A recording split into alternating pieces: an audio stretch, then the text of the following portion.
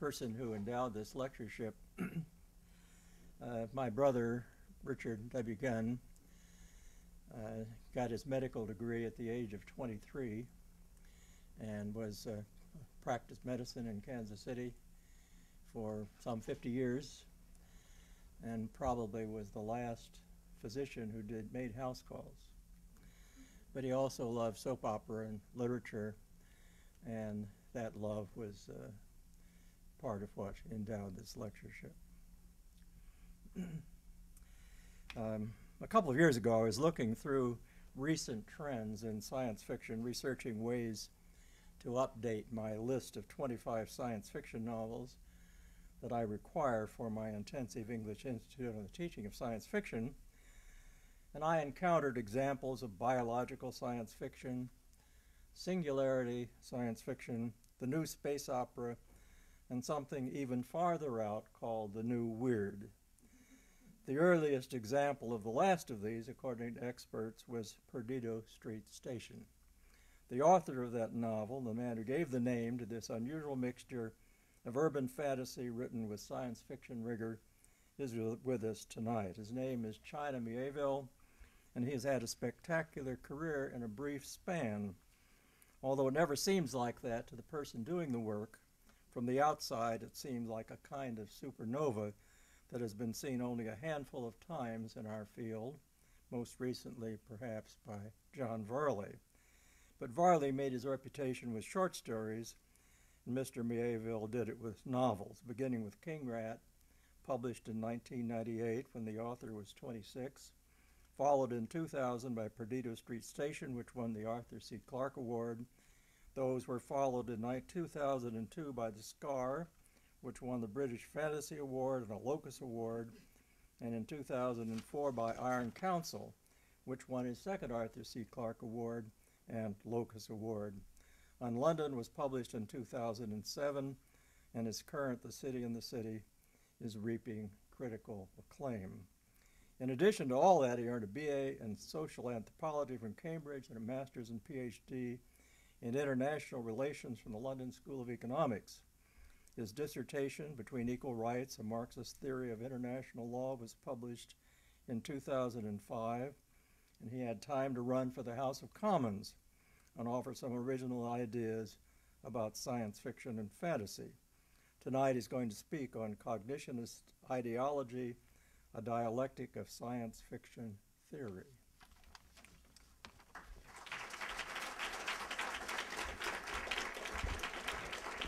Thank you. Thank you very much. And thank you very much for having me. It's an enormous honor to be part of this series.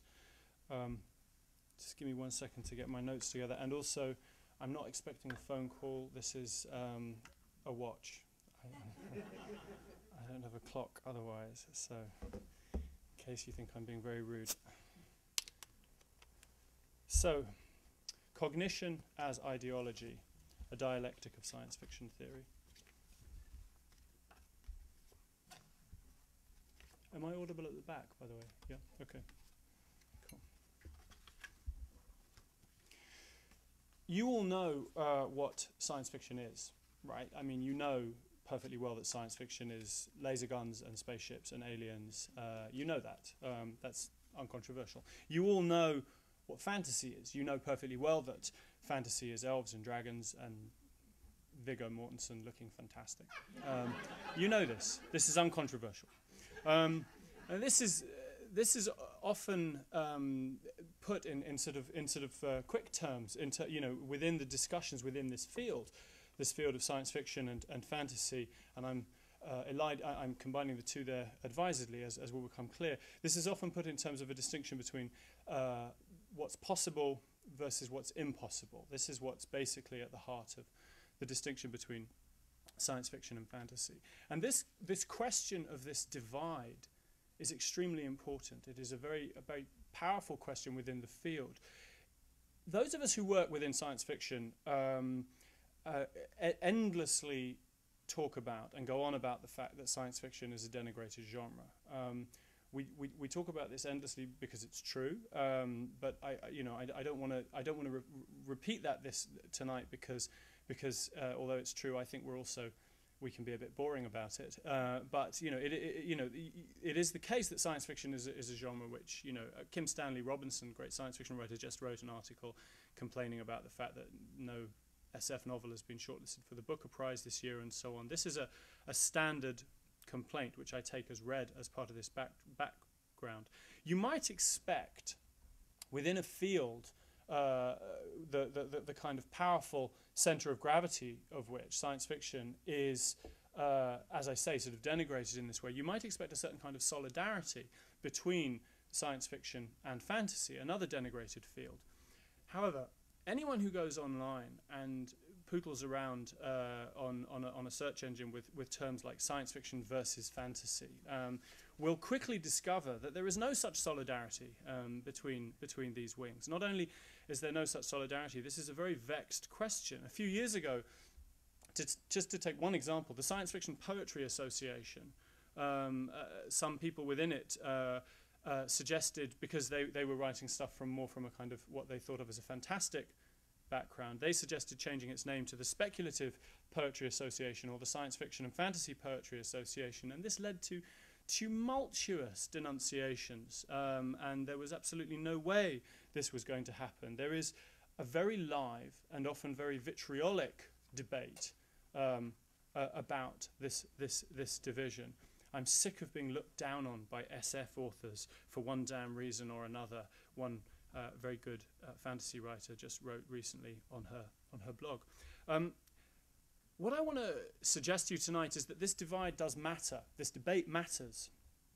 It matters for a variety of reasons. It matters because science fiction, I mean, I'm hoping that many people here tonight are already interested in these fields, but even for those of you who aren't, I think it's becoming increasingly undeniable that science fiction is becoming a kind of default cultural vernacular, such that it matters culturally. I think it's also the case, perhaps particularly at the moment, that science fiction is becoming aesthetically and theoretically fashionable. More and more people are studying it, are writing about it within universities, which I think is a good thing.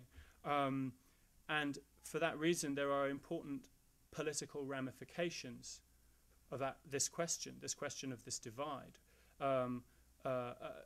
for science fiction, for scholarship, and I think, if albeit in a mediated way, more generally, politically more generally. Within this field, there's sometimes perceived as a divide between what's called the fan community and the sort of scholarly or academic or whatever community, and I don't use the word fan pejoratively here at all.